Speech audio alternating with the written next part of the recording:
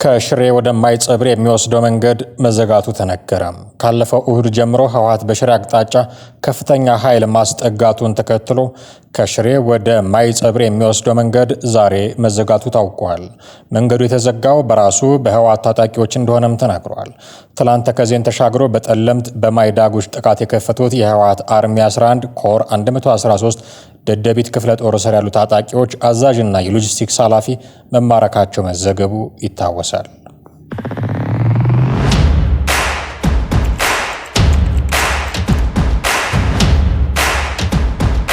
የኢትዮ ጅቡቲ ባቡር አክሲዮን ማህበር ከብሔራዊ ነዳጅ ኩባንያ ኖክ ጋር በመተባበር ነዳጅን በባቡር ለማጓጓዝ የሚያስችል የሙከራ ፕሮጀክት ዛሬ ጥር 19 ቀን 2018 ዓ.ም አስጀምረዋል።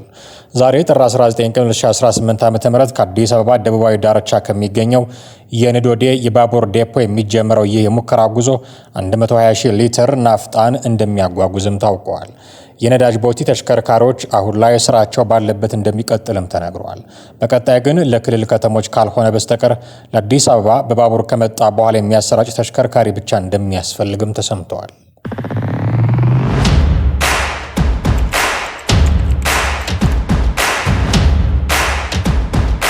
በቅርቡ ወደ ቤጂንግ ለመጓዝ እየተዘጋጁ ያሉት የዩናይትድ ኪንግደም ጠቅላይ ሚኒስትር ኪር ስታርመር ከአሜሪካ ወይንም ከቻይና ጋር ባላቸው ግንኙነት ውስጥ ከሁለቱ አንዱ ለመምረጥ እንደማይገደዱ ገለጹ።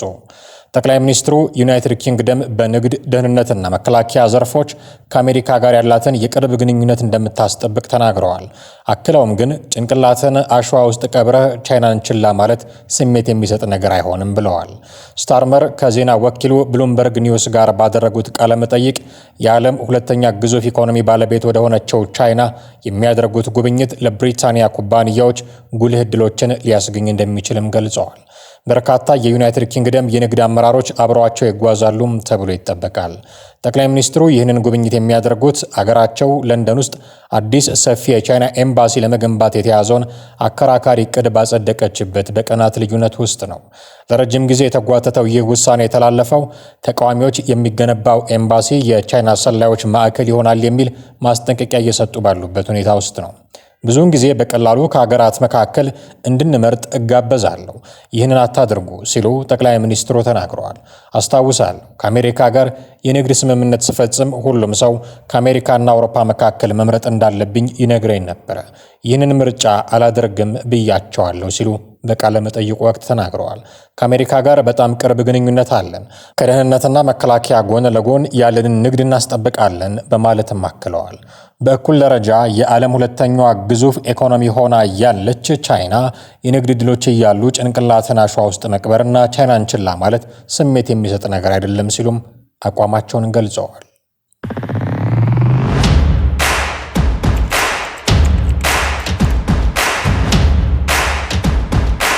ብርጋዴር ጀነራል ተፈራ ማሞ የቀድሞ የአማራ ክልል ልዩ ኃይል አዛዥ የነበሩና በአሁኑ ወቅት በፋኖ እንቅስቃሴ ውስጥ በከፍተኛ አመራርነት ደረጃ የሚጠቀሱ ወታደራዊ መኮንን ናቸው።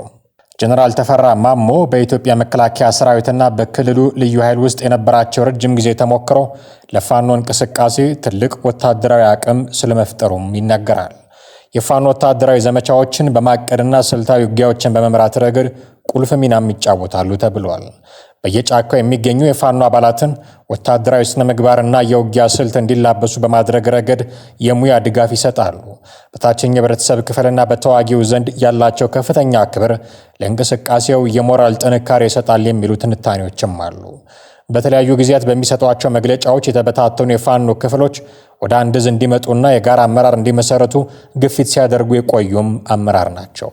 ምንም እንኳን ጀነራል ተፈራ ማሞ በከፍተኛ አመራርነት ቢጠቀሱም እንደ ፋኖ እንቅስቃሴ ሁሉ የእሳቸውም ጉዞ ተግዳሮቶች ያሉበት ነው። በፋኖ ውስጥ ያሉ የተለያዩ ስብስቦችን ወደ አንድ ማዕከላዊ ዕዝ የማምጣቱ ሂደት ገና ባልተሳካበት ጊዜ ራሱ የእሳቸው ተጽዕኖ በአንድ ወጥ አመራር ስር ለመሆን በሚደረገው ጥረት ላይ ያተኮረ ነበር። አሁን ግን ያንን ጊዜ አልፈው አንድ ድርጅት መስርተዋል። እናም በአንድ ወጥ አመራር ስር ሆነው ነው ወታደራዊ አዛዥነታቸውን እየተወጡ ያሉት። በአጠቃላይ ብርጋዴር ጀነራል ተፈራ ማሞ በፋኖ ውስጥ ያላቸው ሚና ከወታደራዊ አዛዥነት አልፎ የእንቅስቃሴው አቅጣጫ ጠቋሚና አንጋፋ ወታደራዊ መሪ እስከ መሆንም የደረሰ ነው። የእሳቸው መኖር ለፋኖ እንቅስቃሴ ወታደራዊ ልምድና ስልታዊ ጥንካሬን እንደጨመረም ብዙዎች ይስማማሉ። በአማራ ክልል የሚንቀሳቀሱ የተለያዩ የፋኖ ክፍሎች ተበታትኖ መንቀሳቀስ ውጤታማ አያደርግም በሚል ላለፉት ወራት በርካታ የውህደት ውይይቶችን ሲያደርጉ ቆይተዋል። በዚህም መሰረት የአማራ ፋኖ ብሔራዊ ንቅናቄ በሚል መጠሪያ ስር የጋራ እዝና ፖለቲካዊ መዋቅር ለመዘርጋት መቻላቸውም ይታወቃል። የፋኖ አመራሮች በተለያዩ ዞኖች ማለትም ጎጃም፣ ጎንደር፣ ወሎና ሸዋ የሚንቀሳቀሱ ኃይሎችን በማስተባበር አንድ ወጥ የሆነ ወታደራዊና ፖለቲካዊ መሪ እንዲኖራቸው አድርገዋል። ይህ ምስረታ ሁሉንም የክልሉን ግንባሮች በአንድ መሪ ስር ማስተዳደር የቻለ ሲሆን የትግሉን ዓላማ ለዓለም አቀፉ ማህበረሰብና ለኢትዮጵያ ሕዝብ የሚገልጽ ወጥ የሆነ የቃል አቀባይነትና የዲፕሎማሲ ስራ ለመስራት እንዳስቻላቸውም ይናገራሉ አመራሮቹም።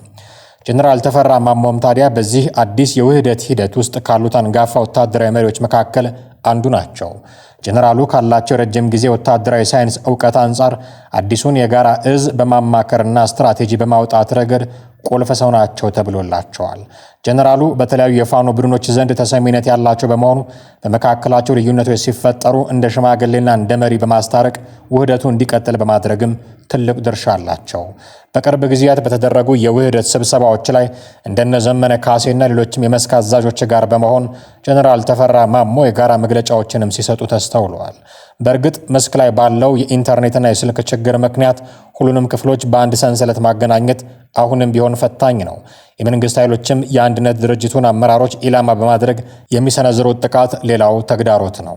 የፋኖ ወደ አንድ ድርጅት ማምራት ትግሉን ከጉሬላ ውጊያ ወደ ተቀናጀ ወታደራዊ እንቅስቃሴ ቀይረዋል ወይንስ ግጭቱ በድርድር እንዲያበቃ መንገድ ይከፍታል የሚለው ጉዳይ ግን አሁን ላይ አከራካሪ ሆኖ ብቅ ብሏል።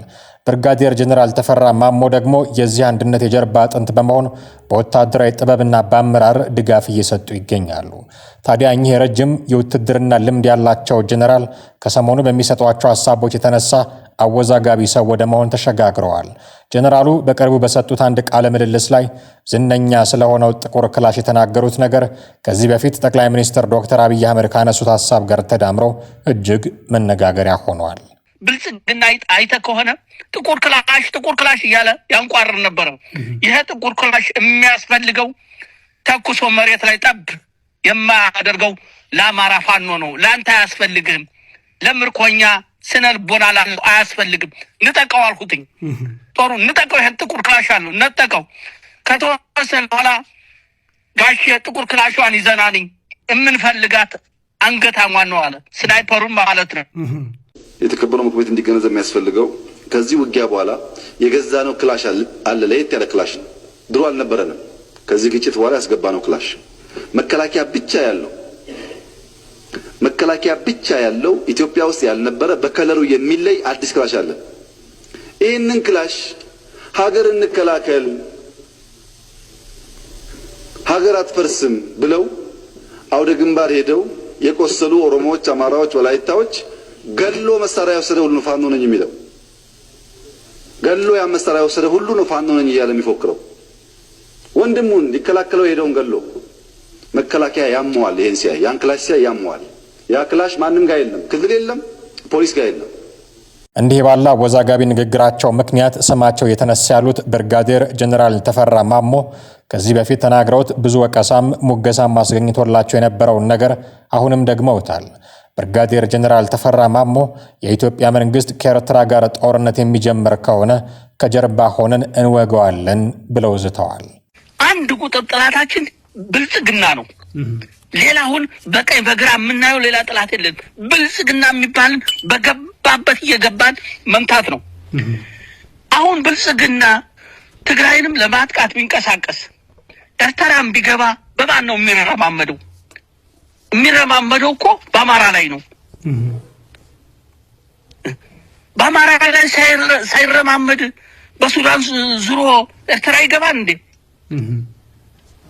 ከዚህ የተነሳ እንደ ወታደር በእኛ መሬት ላይ እኛን ሳይጨፈልቅ ተረማምዶ አይሄድም ነው መልእክቱ። ስለዚህ ይሄን ደግሞ እድል አንሰጠውም። ምክንያቱም የምንፈልገው ጥላት ነው።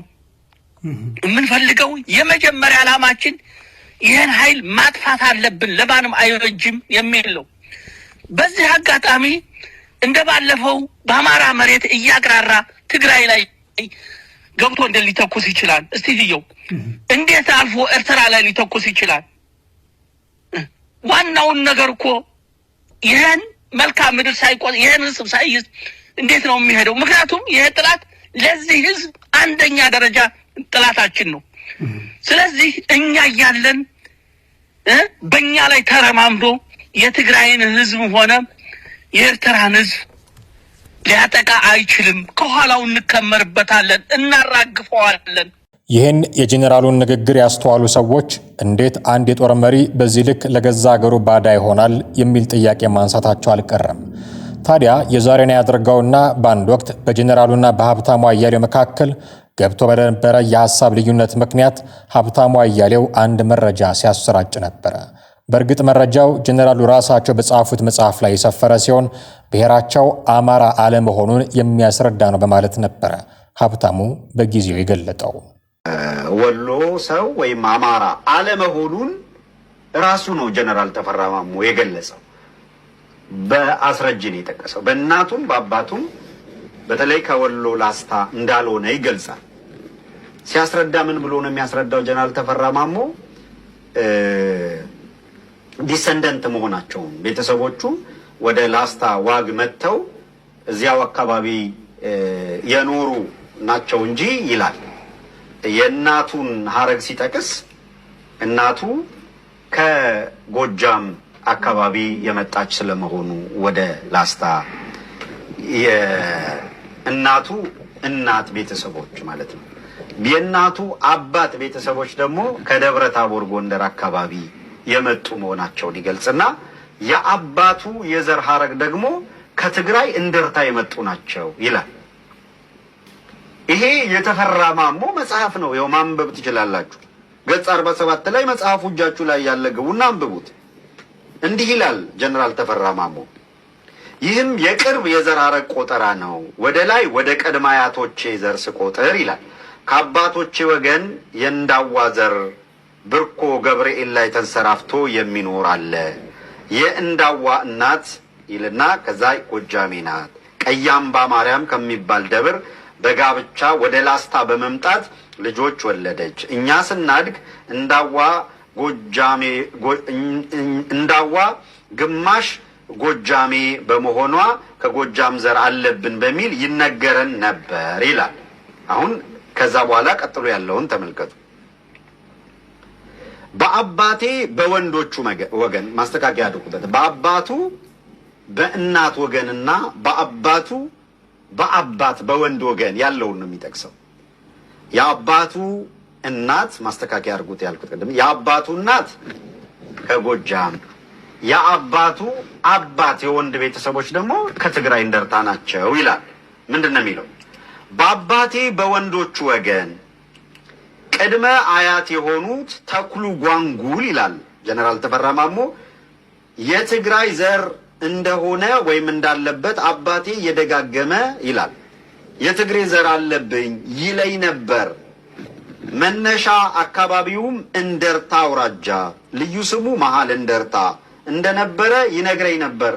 በሆነ አጋጣሚ ይላል በሆነ አጋጣሚ አሁን እዚህ ጋር ያዙ። በሆነ አጋጣሚ ትግረኛ ተናጋሪዎች ወደ አካባቢያችን ከመጡ ክርስቲያን ወገኖቻችን የዘር ሀረጎቻችን ናቸው እያለ ያወጋኝ ነበረ ይላል ጄኔራል ተፈራ ማሞ። ታዲያ ጄኔራሉ እንደተባለው ብሔራቸው አማራ ካልሆነ በእርግጥም ወደ ፌዴራል መንግስቱ የሚልኩት ማስፈራሪያ በብዙ ጎኑ ሊተረጎምባቸው የሚችል ነው። እርሳቸው ግን በአማራነታቸው የማይደራደሩ መሆናቸውን በመጥቀስ ከዚህ በኋላ አማራ የሚድነው በአማራ ነው የሚል መፈክር ማሰማት ላይ ነው የበረቱት። ከዚህም ሲያልፍ በኢትዮጵያ አንድነት እንደማይደራደሩም ነው የሚናገሩት። ኤርሚያስ ለገሰ ግን ይህ ንግግራቸው አልተዋጠለትም።